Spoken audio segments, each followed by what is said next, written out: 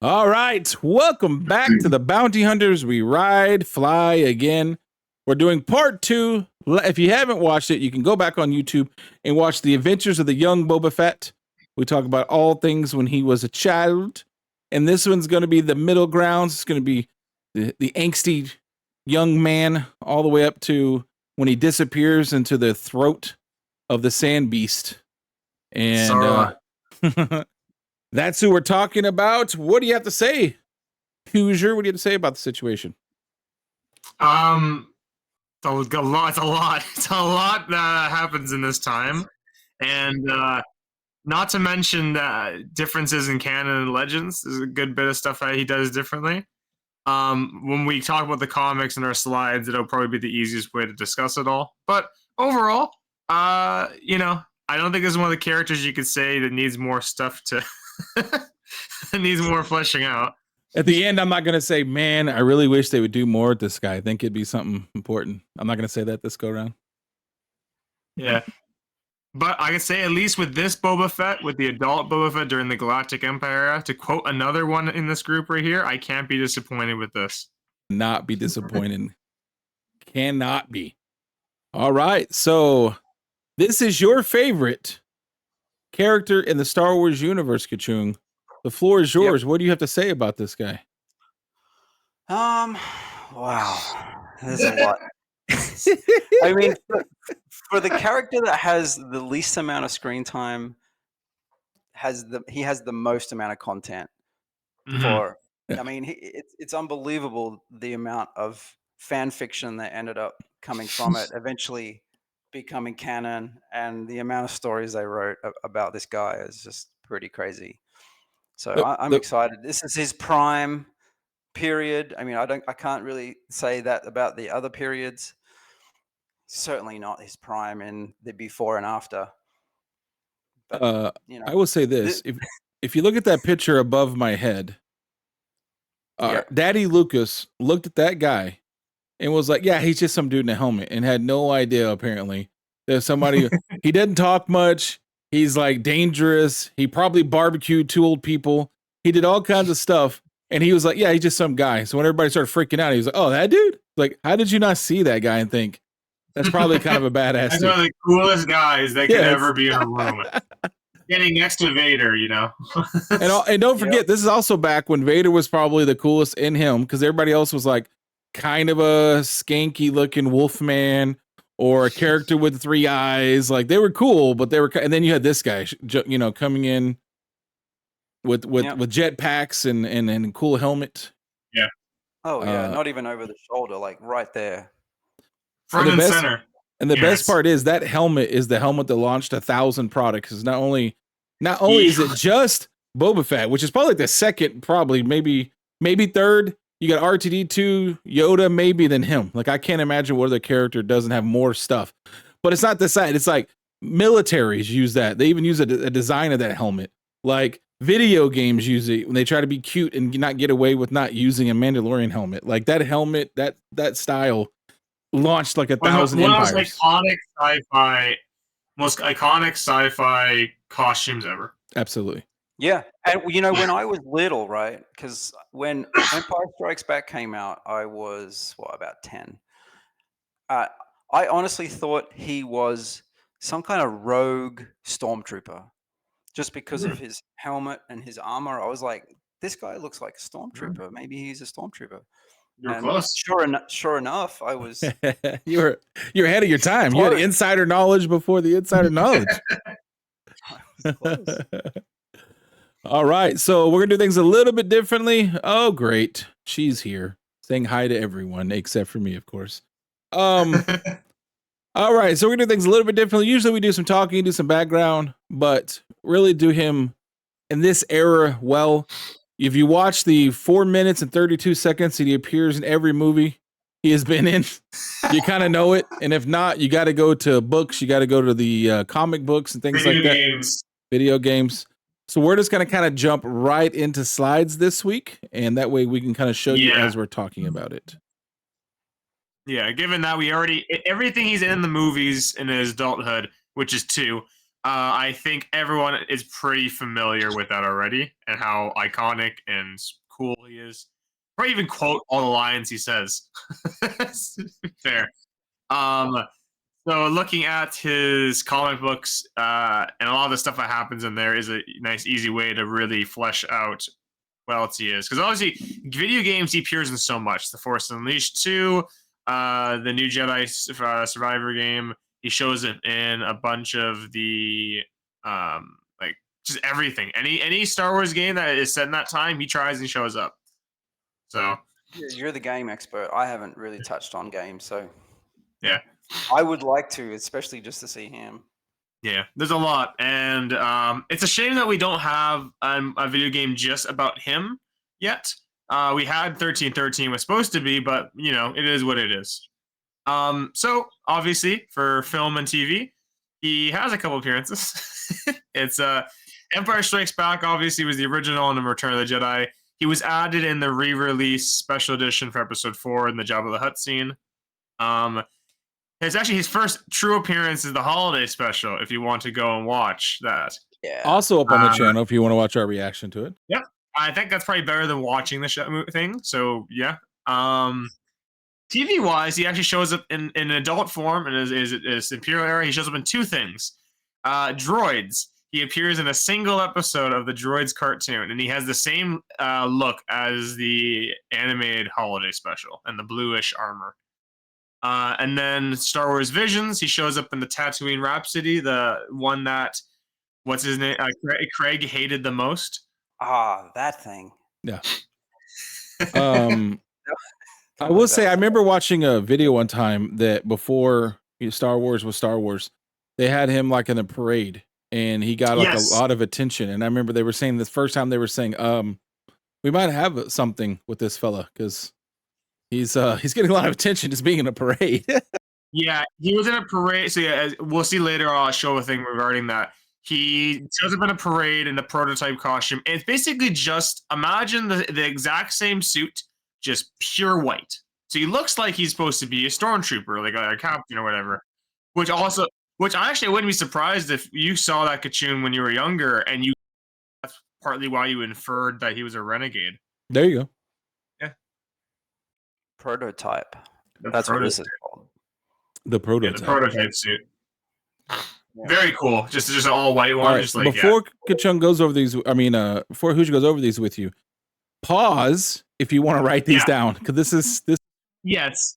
Screenshot or write down. We're not. So this is the list. I did my damn best to record every single time he appeared in comics in adulthood. Every single time.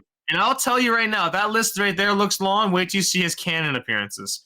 Not to go over any of these specifically, but issue 42 of the original series is his first appearance and cover, part of The Empire Strikes Back. Do we have an example of that? I think we do. Really? Yeah. I think both of you have an example of that. There we go. Right there.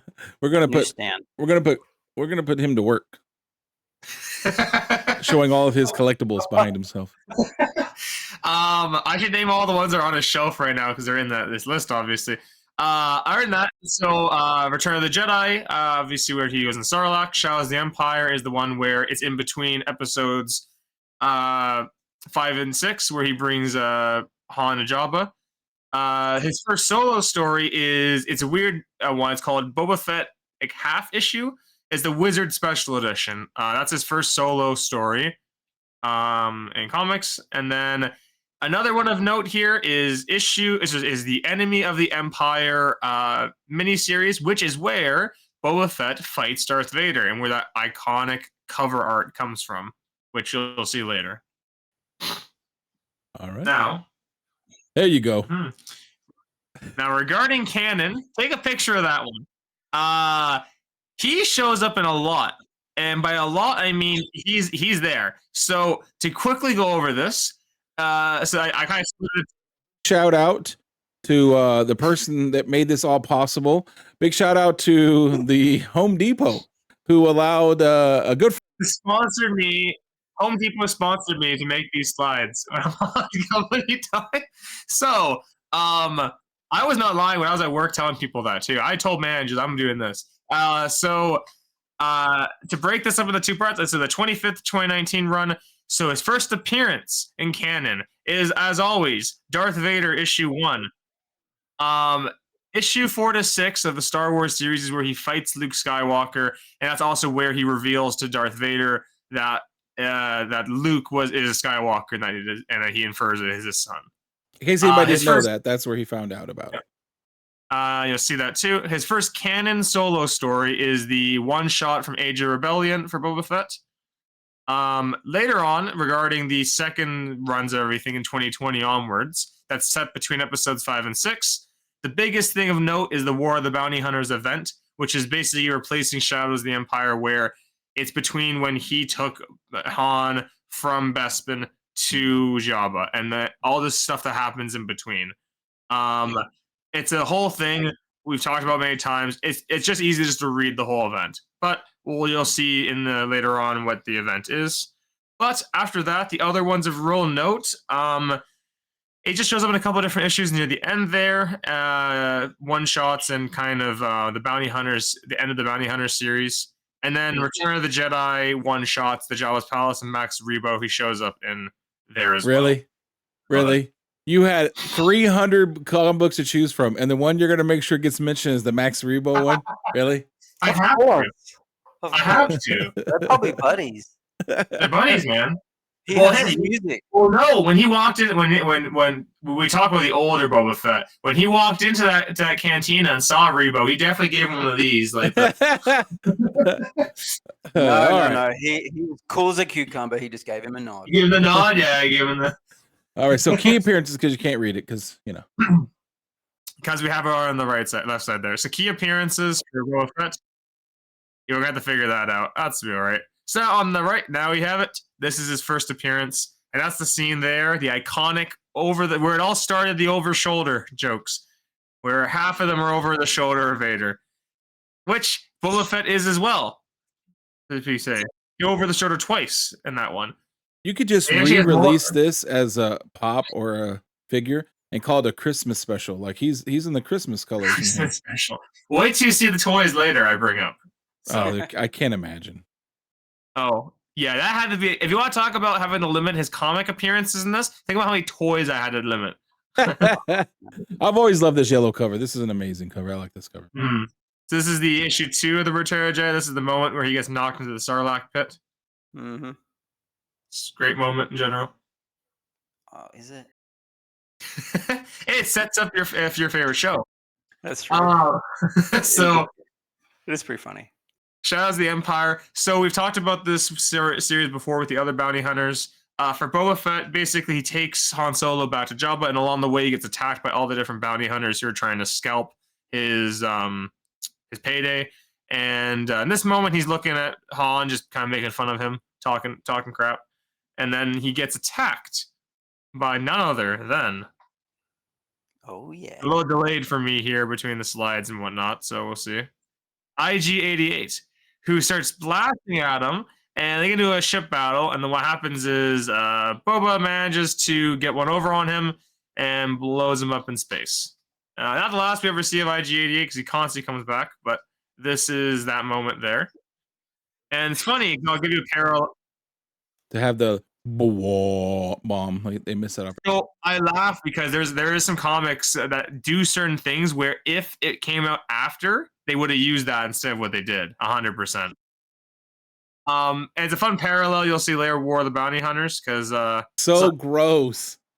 That looks like a freaking pepperoni pizza instead of like carbonite. What is that?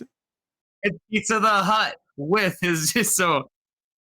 This is the end of the Shadows of the Empire event when he delivers to Jabba Han. So it's just Crumb is getting a little too handsy with Solo there, I think.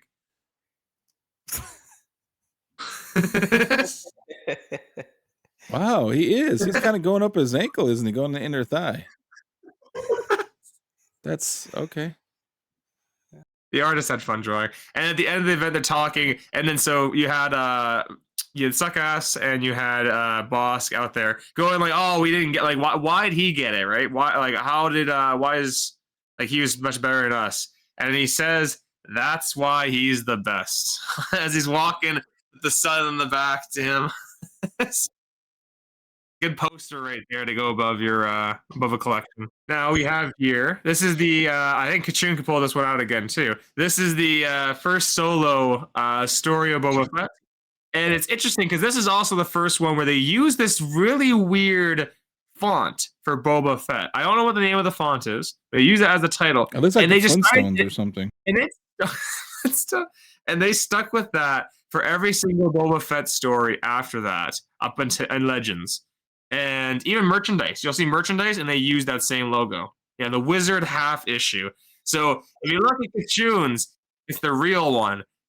The Marvel Unlimited app gets rid of anything that says Dark Horse or anything else. They replace it with their own. With Marvel. So he has the uncensored version. Yeah, and it's a pretty decent story. Yeah, so it's a nice story of just that. Great cover though, like the criminal lineup thing. Now, talk about some great covers here. This is the Enemy of the Empire miniseries. It's a very sassy stance. She's not wrong. That is a very sassy stance. So this is basically the story. The quick story note is that Boba Fett has been charged with collecting this item. Vader wants it too, but Boba Fett basically snatches it, and he does some switcheroo shenanigans, and now he's the number one target from Vader and the Empire because he has taken this thing, this relic item, whatever, which leads them to fighting each other in issue number 4, which has one of the most famous covers of Boba Fett. Let me tell you something. I've always wanted this cover. I don't have it. But now that you made a point to show me that Flintstones font, I just can't even look at it now. Like, all I see is that font. That is such a weird font. Oh, yeah, I could do that. I'm going to go to, like, one of those cons you talk about, and I'm going to say, can I have this? But I got to do this, and just start cutting it right in front of them and see what they do.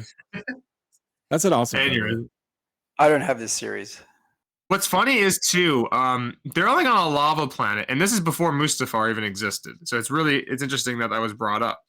So yeah, this is a great moment. They're fighting each other. He throws a thermal detonator down some stairs at Vader, blows him up, sends him off a ledge, and he's just pissed. He's like, I'm mad. More fighting ensues between them. The whole issue is pretty much a big fight. And which is really what you want. And Boba Fett pulls off a maneuver beyond belief. He jumps off the edge, and Vader's like, huh? And walks over to the edge, and Boba uses his jetpack to blast back up, shoots him right in the head, knocks him back, and then he's like, I win. And Vader's like, no, you don't. And then gets up, and then starts force choking him, and he can't move. He's like so much power.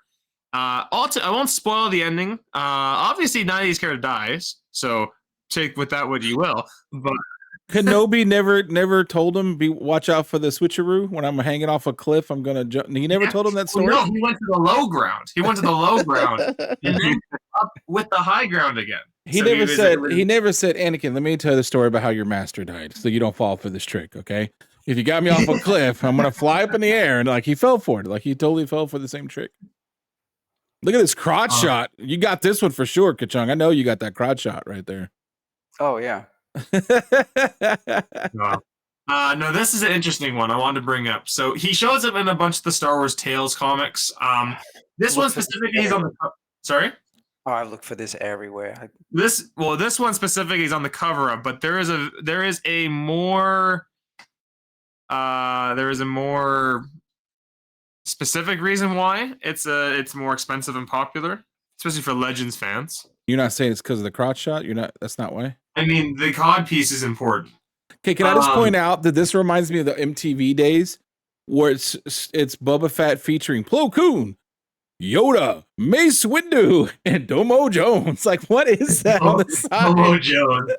Why does it have all this featuring on the side? That's such a weird thing for a comic book to do. I hear that narrator from Clone Wars. Wolf Yularen going at it. So it's really good. So this is why it's important. It is the first appearance of both Boba Fett's wife and his child. He had a wife. They married. when she was 18. And he became a journeyman on Concord Dawn.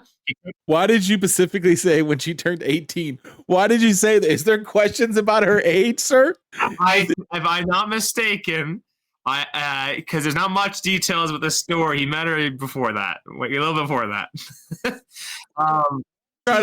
You're trying to get your brother's back. I get that, but you made a point to say she was 18. I swear to God, she was. Is he always Hanson, take a seat. It's a little weird because he was old. He was much older than that. She was, So, anyways, did you see Voodoo's on there? She says, Chris Hansen says, "Take a seat, Boba. We need to talk." He's wearing his armor even at home. What's going on? You can't take it off. You can't take it off. This is the way. The armor stays on. So what happens in this moment? It basically, he meets this woman. Her name is it's a little convoluted here. His son doesn't even know what it looks like. Son's never saw him. I know actually his daughter. So we have here. It is. Oh, that's right. It is his daughter. I forgot that was a daughter. So it is Aelin. Sintas Vel is the name of her. She never took his last name. She married him, and they had a kid together named Aelin Vel. And he was a journeyman at the time on Concord Dawn with them. And then, in her own words, later on, she says he killed a man just as he would normally do, and that got him exiled from them, the protectors. And then he went back to be a bounty hunter and just kind of didn't want to return. And then she got stuck with the kid. And she was a famous bounty hunter in her own right, is what they went on to say and everything, which is why he was interested in her. It's weird.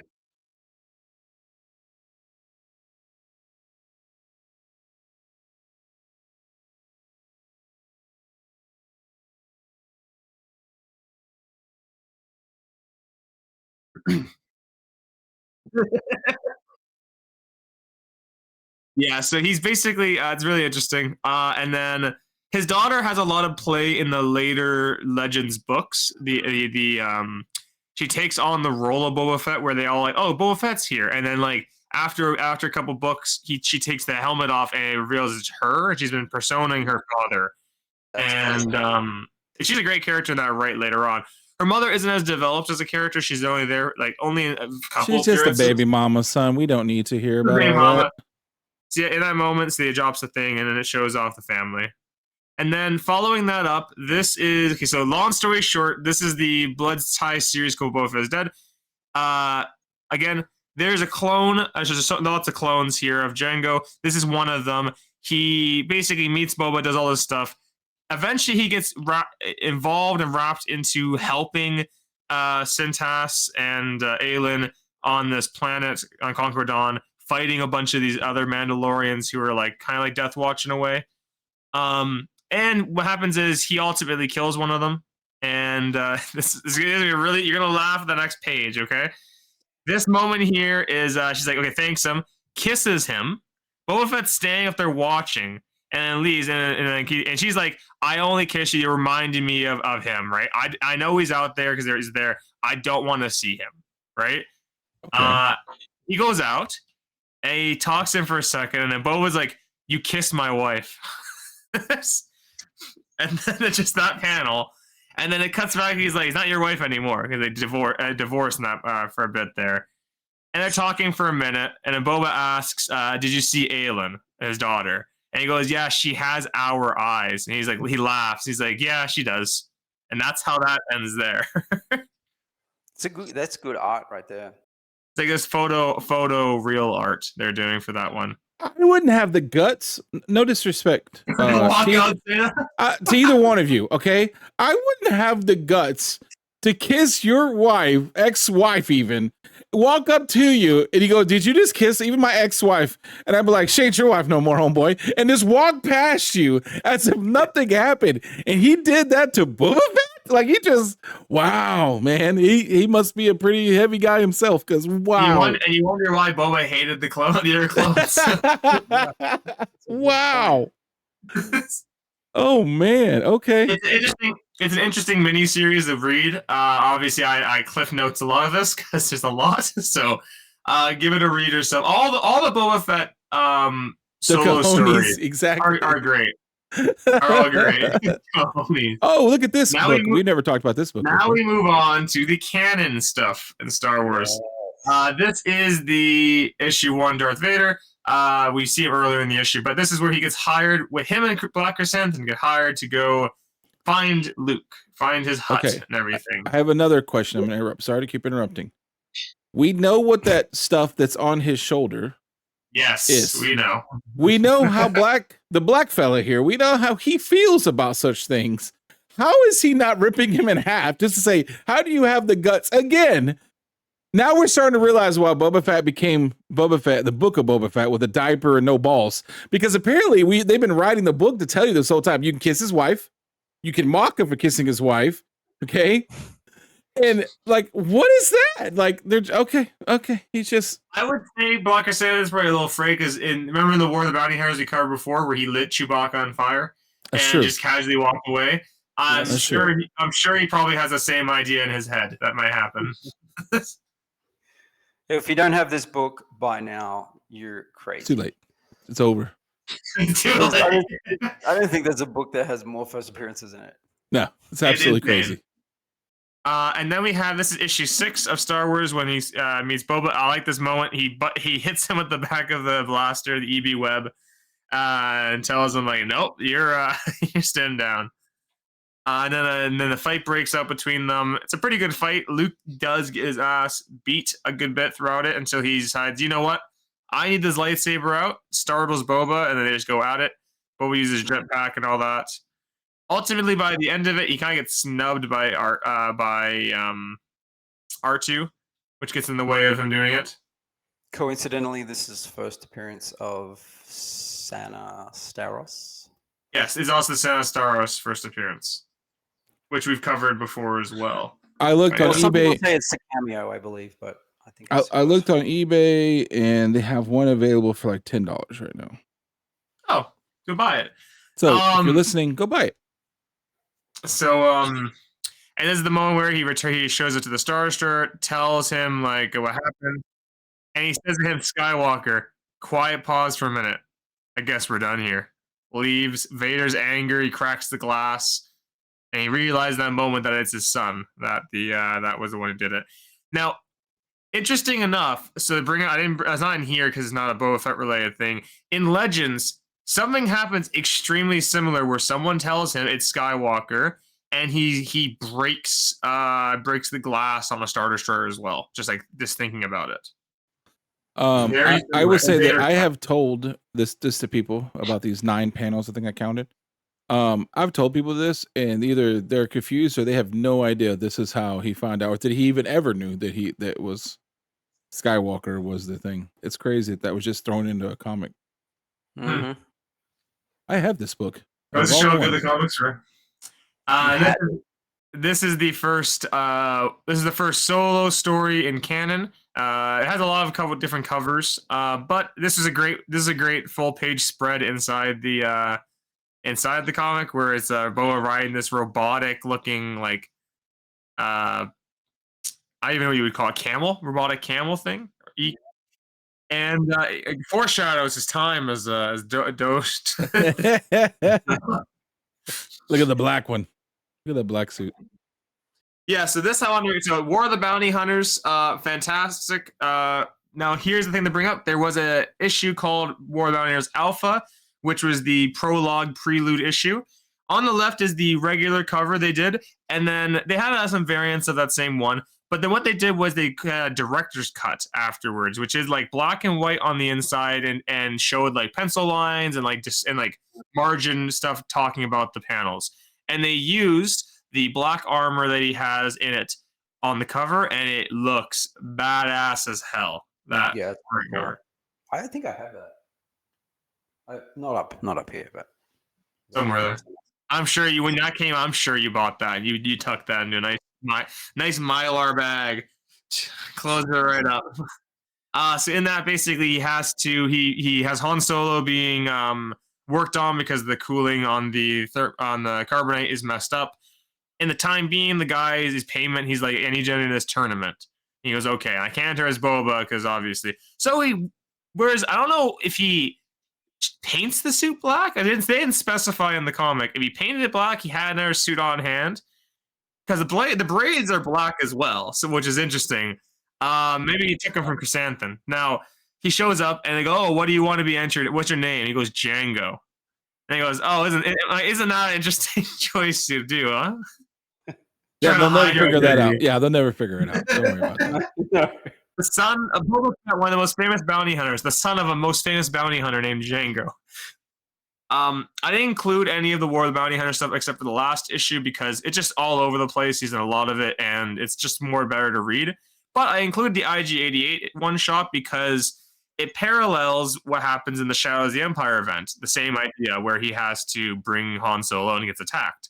So IG-88 attacks him as well, and it has actually, I think, a better ending in that one. In this one, it's the best of the solo books for War of the Bounty Hunters. Mm-hmm. Coolest covers too. Oh yeah.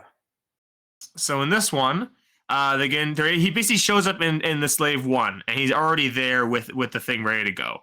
And Boba shows up and he goes, "Oh, you're there," etc. They talk for a second, and then they get a quick Western duel where they draw their blasters and shooting. And IJ is laughing like you missed. And he's like, "I didn't miss. I installed the cooling, or this extra emergency cooling in case the carbonite ever de-thawed." Blast that, and it covers IG-88 in this freezing blast, and then it drops him off on a planet, so he can de-thaw. He can just de-thaw by himself. He's full of tricks, man. Mm-hmm. That's interesting. Can't be disappointed by him. He's the Batman of Star Wars, honestly. Yeah. Not to spoil anything, but at the end of the War of Bounty Hunters, everything goes to chaos, and Han Solo and Carbonite falls out of a ship into the ocean. And as he's falling, Boba Fett leaps out, catches him with his apparently indestructible cable, and drags him back off into the Slave 1. You know, it's something people don't realize about those cables. Those cables are made from 1,001 Wookiee hairs, so they're the most strongest tensile strength. Braided perfectly. And then he ultimately brings him over back to Jabba. He complains to Jabba about him putting a bounty on him again as well, etc., etc. And the thing ends at the last page. It's Boba standing there, usually saying, "Pay me." Nice. Oh yeah. Awesome. So many one-page spreads of him. Mm-hmm. Now, following that up, another one I wanted to show off, just the covers of, is a recent one, Hyperspace Stories, issue number 7. There's a lot going on that cover. Yeah, it had a Boba Fett story, and on the left is this crazy looking like cover, which looks awesome. Just him fighting a bunch of Trandoshans, doing better than they did in the Book of Boba Fett, per se. And then on the right is the B cover by Kalo Nord, which looks awesome too. Can we just talk about the lizard people here for a second? They are apparently in a different time, a long time ago. They were like the bullies of the known universe, but ever since Star Wars tells their story, they get beat up by everybody. I don't know how they ever hunted Wookiees because they get beat up all the time. How they ever hunt bounty hunters because they always lose. Like they're not that intimidating, other than they look crazy because they're like crazy lizard people. But it's weird that they're kind of always the people who get beat up in like a whole group of them. But there's also, they hunt Wookiees for a living, for God's sakes. So this is the Jabba's Palace one shot. There's Boba Fett on the top left there. Pretty much just one of his last appearances as an adult so far in canon. Yeah, just kind of brings it back all around to the Jabba's Palace stuff with episode 6. Ooh, I never got that cover. You never got this cover? I had to include some variants. I didn't want to do all of them because I would kill myself if there was that many. So I had to provide 4, and I'm sure you can guess what the other 2 are going to be. So on the left, we have the Galactic Icons variant, which is in front of the Why do I not have that up?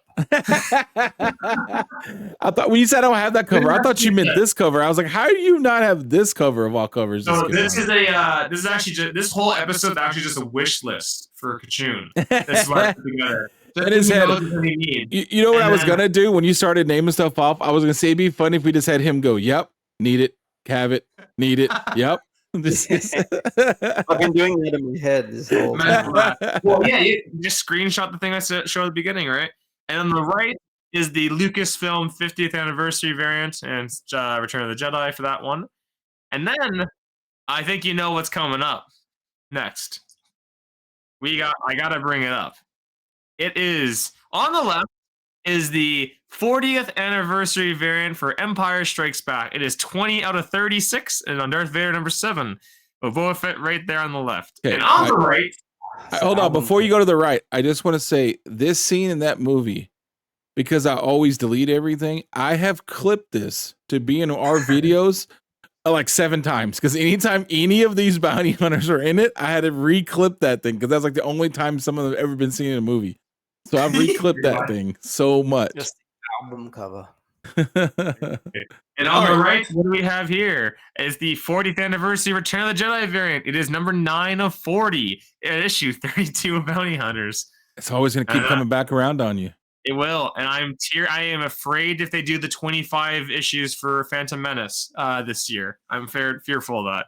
Oh yes. All right, so before we go to figures and toys, I just wanted to say, so far is like the Boba Fett story, like kind of why we're here today. So Boba Fett, as you know, he was a bounty hunter. There's not a lot to say. We talked about his wife, his daughter. That's not canon, but his wife, his daughter. But most of the stories that we've talked about, like in these comic books, is pretty much all we got. It's badass stories of him being a bounty hunter, kind of retold some way in different ways. So if you want to know like the full story, okay, here it is. Boba Fett's a bounty hunter. He's the baddest ass bounty hunter in the history of the world. He runs into Han Solo about 1,000 times. He works for the Hutts a lot, and all the individual down to earth stories are all these comic books that you can either buy them or you can go read them online. You can do a lot of stuff if you want to know more about him. But I know it sounds kind of weird to say he was a bounty hunter and he was a badass, but like that's what we know about him.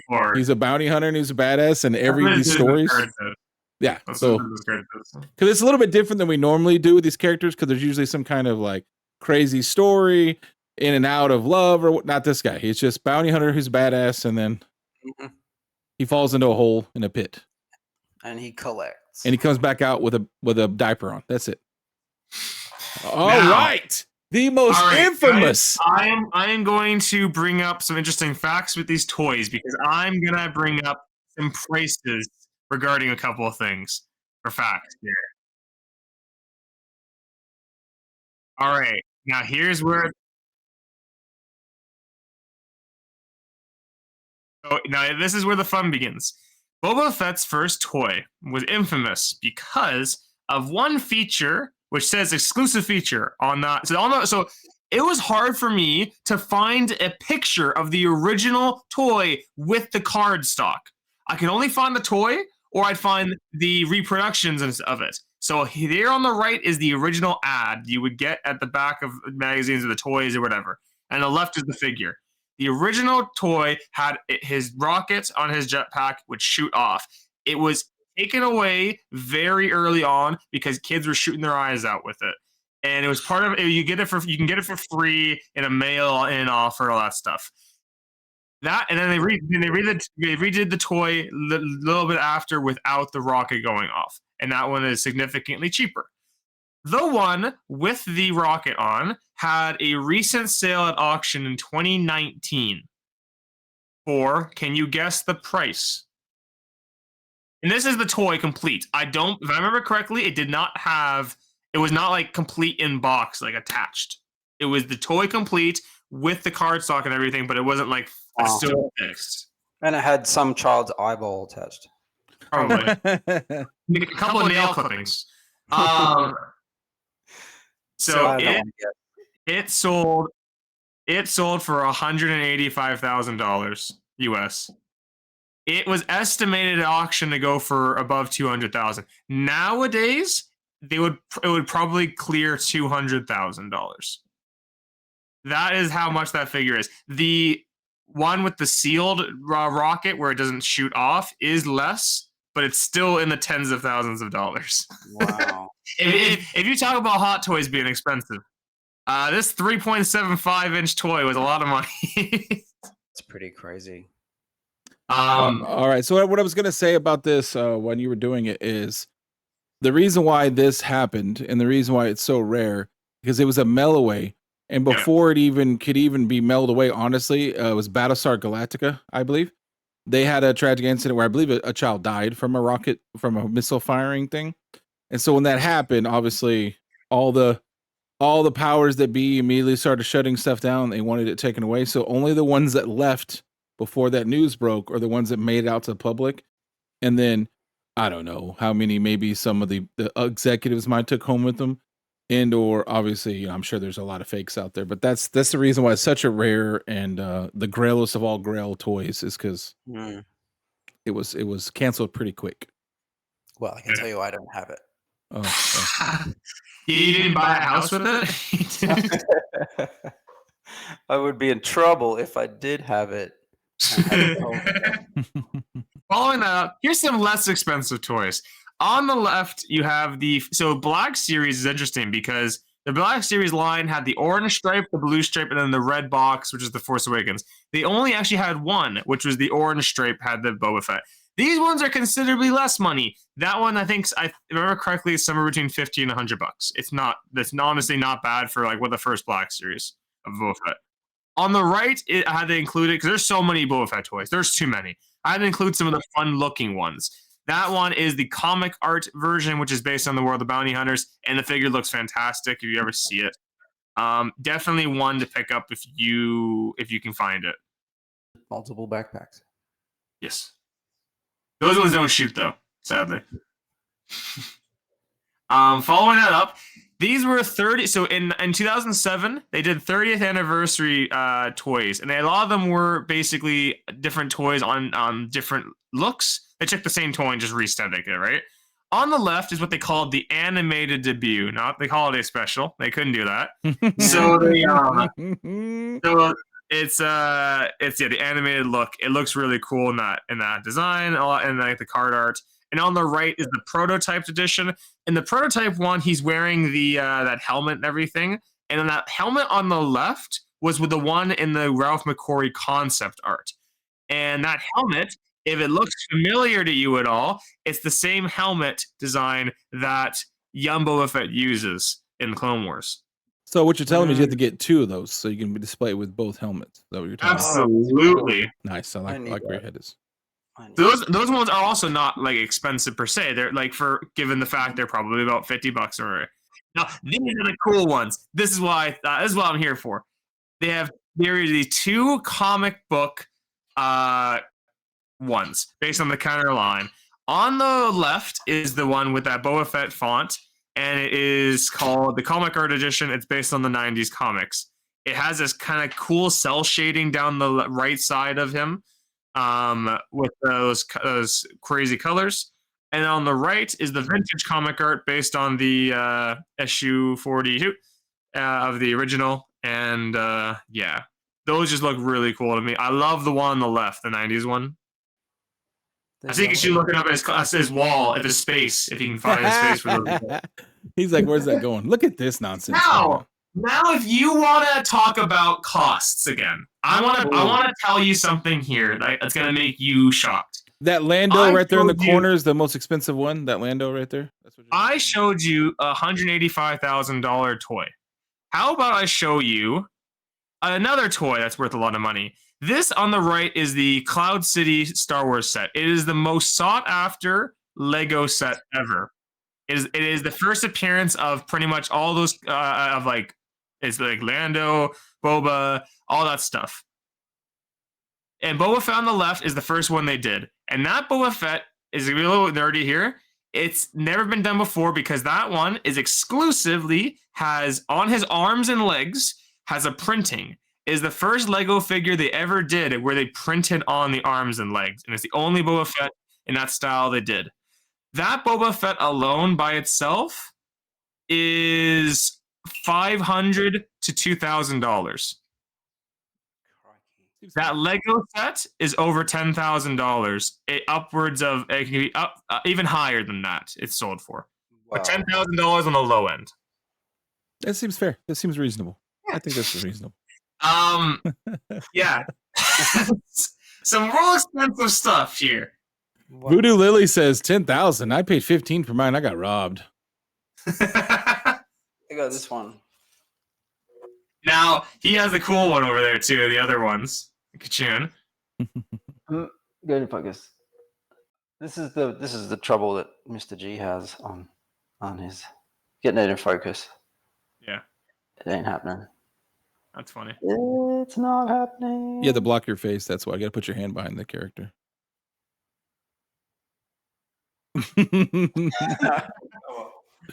So, if you want to know a sad fact, you have to do stuff like here.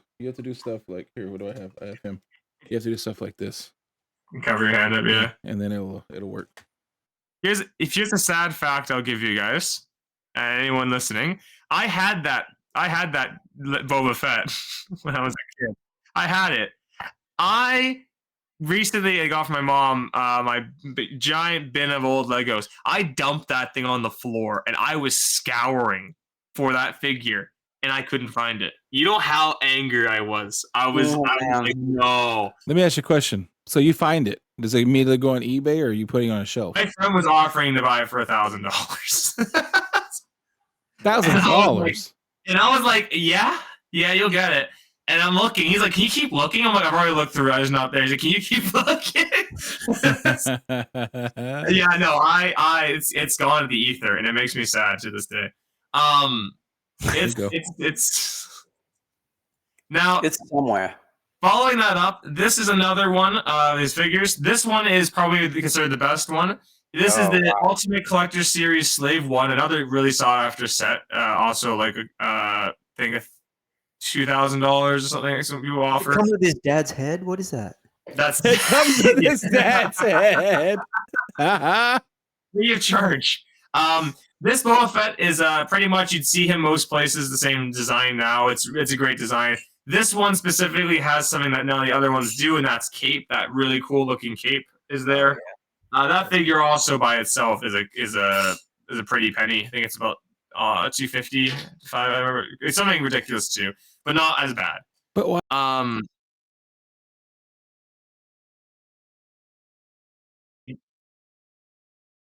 Yeah, some people don't care about the minifigures. Some people only care about the minifigures. Now let's tell you this. This is the most recent Lego set he's in. If you wanted to get a cheap Boba Fett figure, this is $15. There's your option. They made these dumb.